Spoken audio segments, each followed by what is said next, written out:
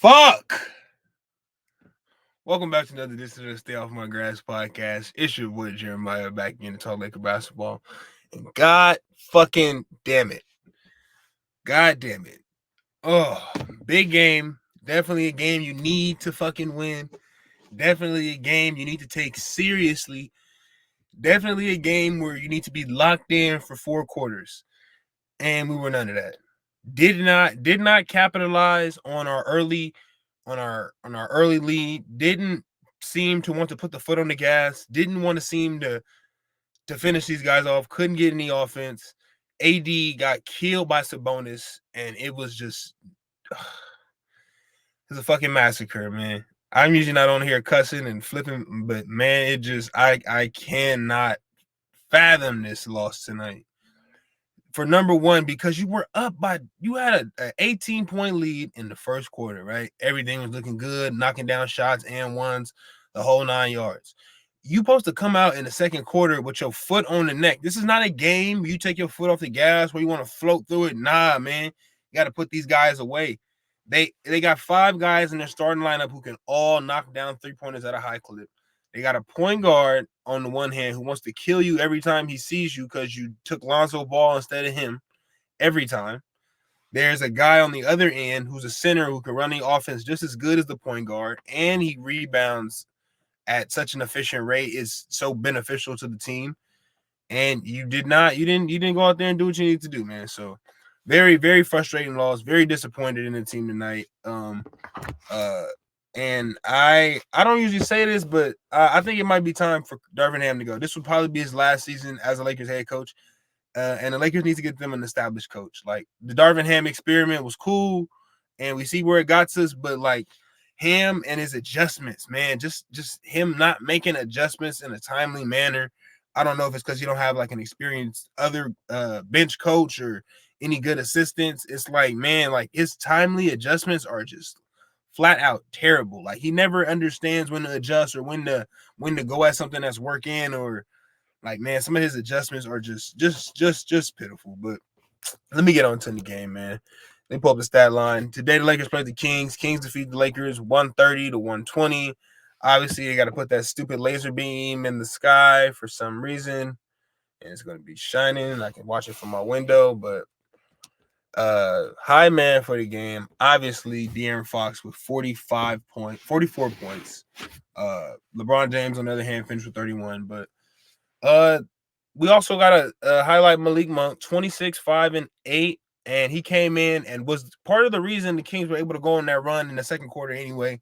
His ball handling at the top of the key, screen and roll, assists. He had 8 assists tonight, and that was all in like he got a majority of them in that second quarter when he was willing them back in the game with his playmaking ability. So Malik Monk, obviously off the bench, went crazy for the Kings. Definitely was a part of the reason the game changed in the second quarter. Just his ability to get to the spots he wanted to and knock down easy shots. It was just easy for him. And the Lakers had no answer at guard to guard him. Austin Reeves obviously took the De'Aaron Fox matchup and got torched, and it didn't help him out. So anyway, like I said, and then on the other hand, Anthony Davis, got to call him out. 14, 11, and 3, 5 for 13 from the field, 5 fouls. And yes, I agree, some of those fouls are like ticky-tack, like where he's just being a big man, arms up. I feel like they were calling a little like some fouls that should have just been the good defensive plays on him. But AD, man, every time you see Sabonis, he's gotten the best of you. That you got to take that personal at some point, man, and like really strap it up and just say, like, I'm going to do my thing tonight. Sabonis had 20 rebounds and even snatched one away from AD, man.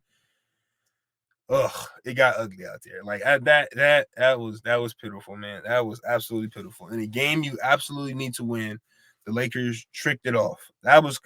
That's the karma for the win against the Clippers. I say that's what happens when you come back. Somebody comes back on you, because the Kings got came back on the other night by the Bulls, and it's just a circle of coming back on people. No pun intended. Don't take me for that one. But man, this is very frustrating loss. I am very, very, very pissed off for this one.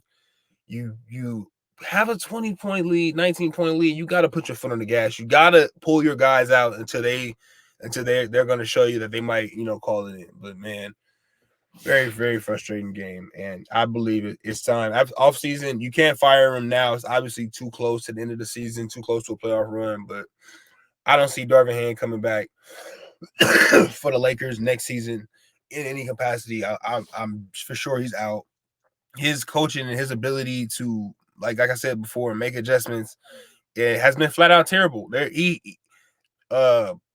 was just so many things you could have done. Maybe put Cam Reddish back in the game because you obviously have so much confidence in him the other night playing against the Nuggets to go out there and guard somebody. Or put Taurean Prince, go all defensive lineup. Coach Hammond, I feel like there's just things that when it comes for him making adjustments and being like smart, it's not there. Like when AD got his fourth or fifth foul, instead of leaving another big out on the floor, he brings in Taurean Prince, and then that leaves LeBron playing center on the other side, and it just didn't work. The Kings were able to build their lead even more once that happened because, for one, you don't have a rim protector, and that's what AD served for you. You put in Rui Hachimura, who's just there to guard Sabonis, not necessarily protect the rim, when you should have went with a Jackson Hayes. But man, this is frustrating, and I think I've came to terms with it, man. Like we're not rising above that 9 or 10 spot. We're gonna stay in the play-in. Obviously, we're gonna have to figure it out. We're gonna have to win. Gonna have to pick a side. Not pick a side.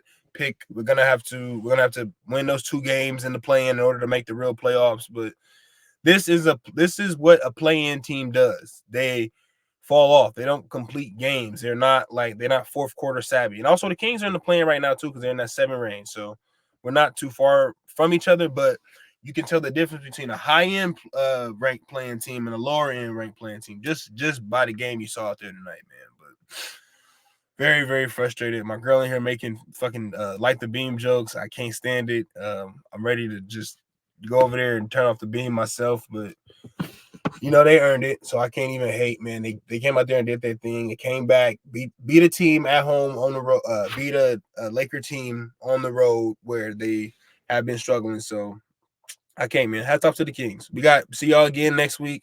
Obviously, I'll be there next week in the arena. I'm hoping we can actually get a dub so we don't get the season series swept. But from the way it's looking and the way the Kings turn it on when they see purple and gold, it's not looking like we're gonna go out there and win the season series. So funny story though, just before I get out of here. Me and my girl had a bet at the beginning of the season. I'm a Lakers fan, she's a Kings fan. She tells me we'll come up with a bet.